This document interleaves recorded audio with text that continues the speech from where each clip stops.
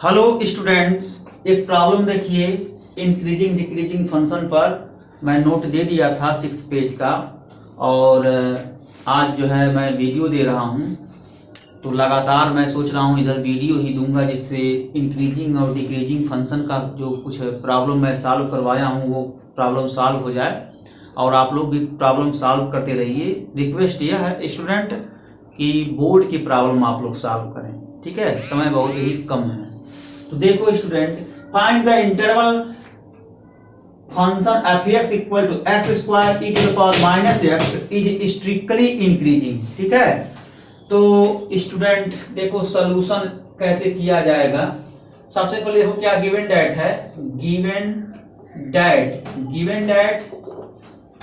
F x is equal to x square e to the power minus x. ये यहाँ पर क्या है स्टूडेंट? ये फंक्शन है, ठीक है?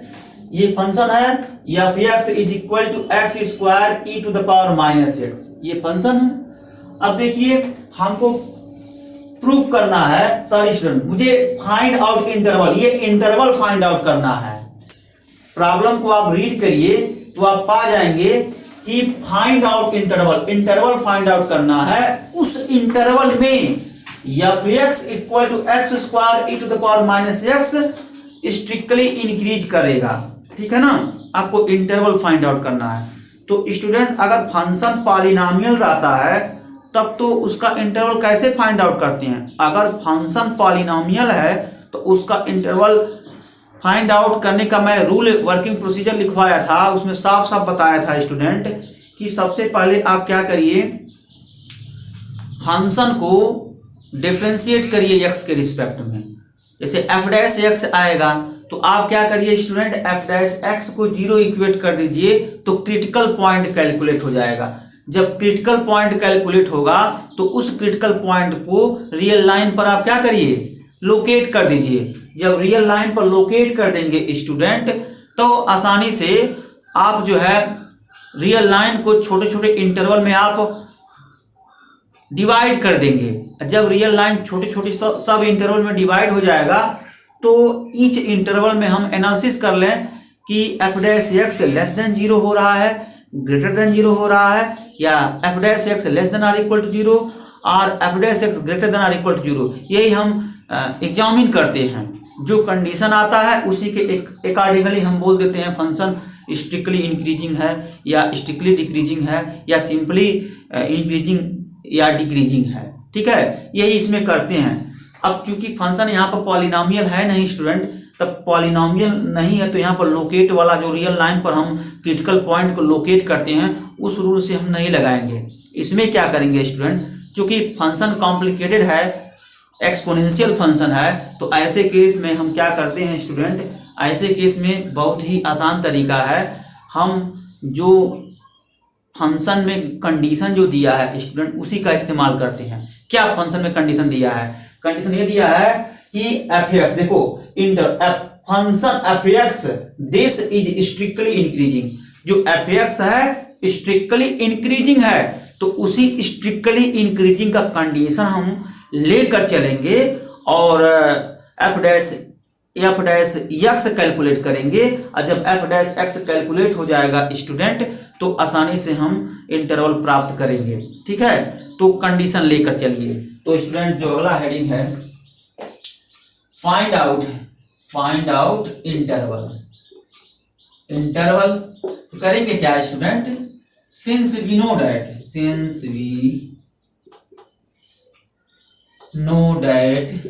F dash x is strictly increasing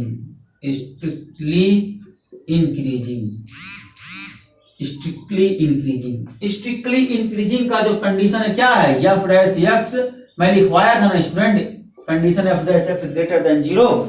तो ये स्ट्रिक्टली इंक्रीजिंग का कंडीशन है, इसको आपको रिमेंबर आपको करना ही पड़ेगा।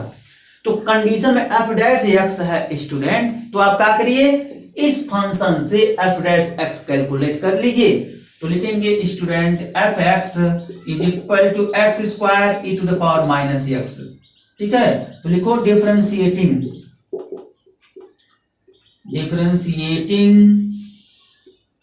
above equation with respect to x we get differentiate कर दिए हम।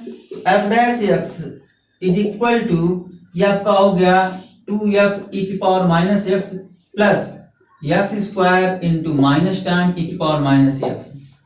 तो f dash x is equal to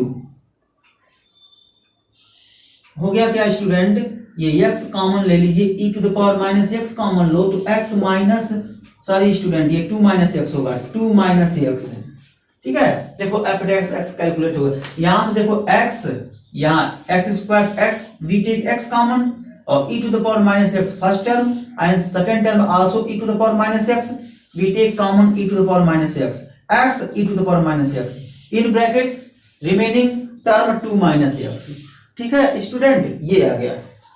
तो now f dash x greater than 0, it means that x e to the power minus x 2 minus x greater than 0, ये। अब student इस term से आप डिवाइड कर दीजिए, इस टर्म से जब डिवाइड करेंगे क्या आएगा, x e to the power minus x 2 minus x 0 upon e to the power minus x, ये ग्रेटर देन 0। देखो ये डिवाइड हम किए हैं ईच टर्म में, ये जैसे देखो पर्टिकुलर में हम चले जा रहे हैं, तो यहां पर मैं लिखूं 25 लेस देन 30, इसमें हम 5 से डिवाइड कर रहे हैं। मैं बताने का ये प्रयास कर रहा हूं स्टूडेंट, किसी टर्म से डिवाइड करेंगे, किसी नंबर से डिवाइड करेंगे तो इनइक्वालिटी चेंज नहीं होगा। मतलब स्टूडेंट 25/5 30/5, देखो ना ये 5 है, ये देखो 6 है, देखो लेस देन का कंडीशन 5 लेस देन 6 है ना, ये बात होता है student.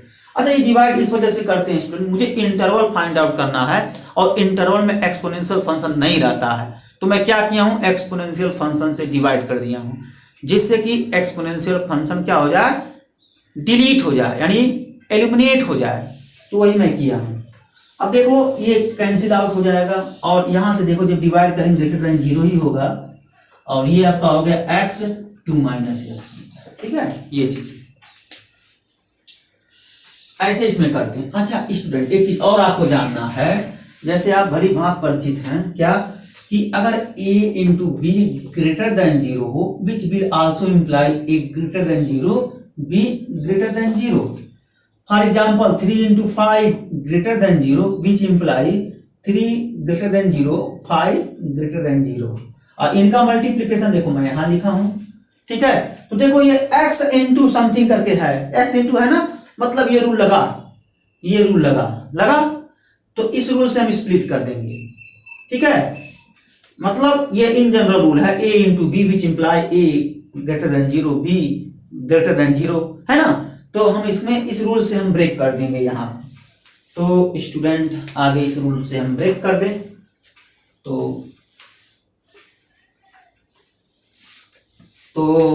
Which imply x greater than 0 2 minus x greater than 0 which imply x greater than 0 2 minus x minus 2 0 minus 2। देखो इस इनइक्वालिटी में देख रहे हो ना, इस इनइक्वालिटी में 2 से सब्ट्रैक्ट कर दिए हैं, तो देखो ना 2 माइनस एक्स यहां मैं लिखा हूं 2 माइनस एक्स, और 2 माइनस एक्स में 2 माइनस एक्स से 2 सब्ट्रैक्ट कर दिया हूं, देख रहे हो ना, 0 से भी 2 सब्ट्रैक्ट कर दिया हूं, तो इनइक्वालिटी चेंज नहीं होगा। मैं बताया था नंबर सब्ट्रैक्ट करने से, डिविजिबल करने से, मल्टीप्लिकेशन करने से इनइक्वालिटी चेंज नहीं होता है। कब चेंज होता है, जब -1 से मल्टीप्लाई करेंगे तब इनइक्वालिटी चेंज होगा। मतलब स्टूडेंट मान लो ये 10 लेस देन 30 है, -1 से मल्टीप्लाई कर दो, तो -1 इंटू 10 -1 इंटू 30, तो यहां पूरा मल्टीप्लाई करो कितना आएगा, -10 यहां -30। अब बताओ कौन कौन ग्रेटर है कौन लेसर है, मैं बोलूंगा कि -10 ग्रेटर देन -30, तो देखो इनइक्वालिटी चेंज हो गया ना, ऐसे होता है। लेकिन सब्ट्रैक्शन मल्टीप्लिकेशन डिवीजन में नहीं होता। अगर पॉजिटिव नंबर से डिवाइड कर रहे हैं, मल्टीप्लाई कर रहे हैं, तब नहीं होता है, तब इनइक्वालिटी सेम रहता है, अनअल्टर्ड रहता है, ठीक है। ये इसमें करने होते हैं, which imply x greater than 0 ये cancel out, minus x greater than minus two, which will imply x greater than zero. Here we multiply in inequality by minus one, we get x less than minus two, sorry plus two हो गया. ठीक है, ये चीज.